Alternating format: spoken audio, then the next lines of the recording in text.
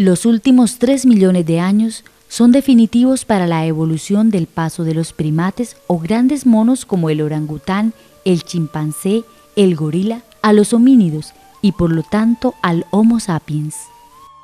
Diversos descubrimientos de fósiles, tanto en África, Asia y Europa, demuestran la evolución desde el Australopithecus pasando por el Homo habilis al Faber o Erectus y recientemente al Sapiens.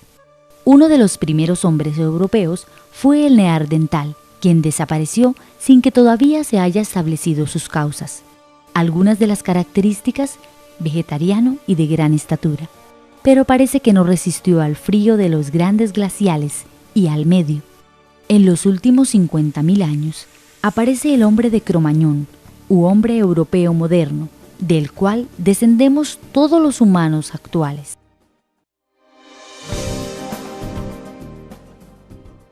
Los 3 cerebros.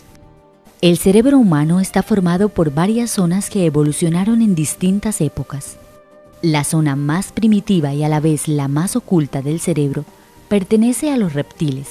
Cerebro reptil. Tiene 3 compartimentos, uno frontal para el olfato, otro medio para la visión y otro posterior para el equilibrio y la coordinación. Los 3 compartimentos propios de los reptiles crecieron a partir del tronco cerebral, como un conjunto de neuronas situadas al extremo superior de la espina dorsal.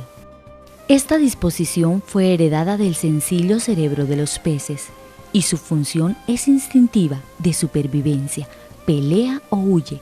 Esto ocurría hace aproximadamente 400 millones de años. Cuando los mamíferos evolucionaron, desarrollaron una nueva serie de instintos relacionados con los de los reptiles en lo referente al sexo y la procreación. El más importante de todos ellos era el del cuidado materno de las crías, ya que los pequeños llegan al mundo en un estado indefenso y vulnerable, y con dificultades para asegurar su descendencia. Los nuevos instintos de los mamíferos no reemplazan a los instintos de los reptiles, sino que los aumentan. Los antiguos programas del cerebro del reptil, la búsqueda de comida, la persecución de la pareja y la huida ante el predador, eran aún esenciales para la supervivencia. La carga y la responsabilidad ahora es mayor y más amplia. El cerebro de los mamíferos cambia en relación con su forma de vida en los últimos 100 millones de años. El cerebro visual disminuyó y el olfativo aumentó. 2 bulbosas hinchazones crecieron en el cerebro olfativo, una a cada lado repleta de circuitos y conexiones que se convertirán en 2 hemisferios cerebrales, izquierdo y derecho, y se amplía de la función olfativa a la visual. Un sentido de la visión más desarrollado exige demandas adicionales a la capacidad de memoria del cerebro del mamífero. La superficie de los hemisferios cerebrales fue creciendo y adquiriendo la arrugada apariencia característica del animal inteligente, recubriendo las partes anteriores, lo que se conoce con el nombre de córtex o corteza cerebral, propia del mono y antropoide, y en el último millón de años da origen a la aparición del Homo sapiens. Los 3 cerebros siguen funcionando en el ser humano, y los experimentos recientes indican que los sentimientos paternos, fuente de algunas de las más excelentes emociones humanas, siguen brotando aún de las primitivas zonas programadas desde los reptiles, los mamíferos y el hombre. Los experimentos de los cuales se habla provienen de 3 fuentes: extirpaciones de partes del cerebro que se realizan en animales de laboratorio, lesiones sufridas en los humanos a consecuencia de las guerras o accidentes, y por intervenciones neurológicas o neuropsicológicas por intermedio de electroencefalogramas, tomografías computarizadas, flujo regional sanguíneo, tomografía axial computarizada, resonancia magnética nuclear. La corteza cerebral o cerebro nuevo tiene como función la racionalidad. Domina al cerebro viejo. Sus instrucciones pueden controlar los más fuertes instintos y trabaja en coordinación o dominando sobre ellos, de acuerdo con sus funciones superiores producto del aprendizaje y disciplina. Estas funciones, entre otras, son el raciocinio con todas sus operaciones, análisis, síntesis, argumentación, relación, etc. la fuerza de voluntad o elecciones promovidas por las motivaciones e intereses yoicos o afiliativos. La corteza cerebral recubre el tronco cerebral y constituye el 90% de la masa encefálica. Es la sede de la memoria, el aprendizaje y el pensamiento abstracto. La parte frontal tiene la función de las emociones e impulsos emotivos.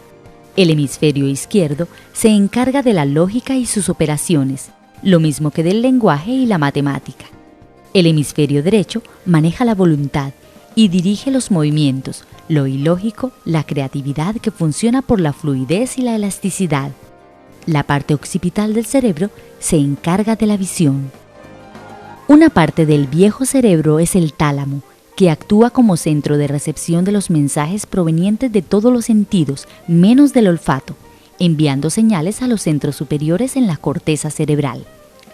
Los mensajes de la nariz pasan directamente a la corteza cerebral, función que tenemos los humanos desde los primeros días de los mamíferos, cuando los hemisferios cerebrales empezaron a evolucionar del cerebro reptil olfato. El hipotálamo se encuentra debajo del tálamo. Estimula y prepara al cerebro para las acciones agrupadas a un determinado estado emocional. En momentos de esfuerzo, el hipotálamo envía mensajes al corazón para que acelere el pulso o al estómago para que suspenda la digestión y deje libre la sangre para que acuda a los músculos a prestar otra función. La amígdala es parte del cerebro límbico. Con el tálamo y el hipotálamo se conecta con la corteza cerebral y es la glándula responsable de todos los impulsos emocionales, la memoria emocional. Sus respuestas emocionales son de corto plazo, impulsos y respuestas automáticas, inmediatas, y de largo plazo o conscientes si logran conectarse con la corteza cerebral. Por un proceso de aprendizaje, la amígdala controla los impulsos y emociones impulsivas. Ejercicios de control, contar hasta 10, respirar profundo, pensarlo 2 veces, ser consciente. El niño poco a poco aprende a controlar sus impulsos. El control de las emociones se realiza con la atención concentrada y las motivaciones para hacer funcionar bien los neurotransmisores. La amígdala irriga y conecta todas las partes del cerebro con la corteza cerebral y tiene que activarse con emociones y motivaciones para que haya aprendizaje consciente y pueda grabar en el cerebro la información como en un disco duro. Los docentes, padres de familia y adultos deben saber esto para que el aprendizaje en el niño sea eficaz y con una memoria a largo plazo. La motivación funciona por la curiosidad del niño, que es natural, pero pronto la pierde si no es estimulada. Por la combinación de las motivaciones yoicas y afiliativas, ya que el niño necesita de la afirmación y valoración del yo, tanto intrínsecas como extrínsecas, lo mismo que del reconocimiento del otro. El cerebelo es un pequeño cerebro que coordina los músculos del cuerpo en las maniobras complejas como bailar, correr, brincar, conducir un automóvil, que implica la acción conjunta de miles de músculos. Cuando se está aprendiendo una complicada secuencia de movimientos de operaciones mentales, la corteza cerebral tiene que hacer un complejo aprendizaje paso por paso. Una vez aprendida la secuencia, las instrucciones para que el cuerpo las ejecute quedan almacenadas en el cerebelo. Allí reside la memoria a largo plazo, con información permanente, disponible para el futuro uso sin tener que pensar consciente y constantemente en ellas, según el trabajo o oficio que realice la persona.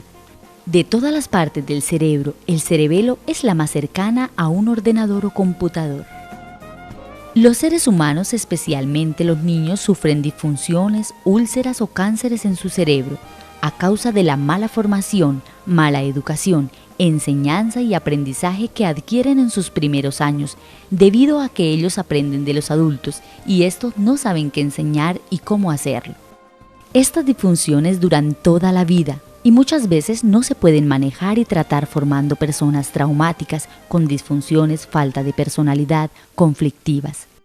El aprendizaje del niño es tanto consciente o inconsciente por parte del adulto. Solo más tarde se preguntan: ¿qué he hecho de mi hijo? ¿Por qué es así? Debemos hacer lo que hace el médico con el paciente enfermo. Para tratarlo conoce todo el funcionamiento del cuerpo, diagnostica, receta y hoy en día se tiene medicina preventiva.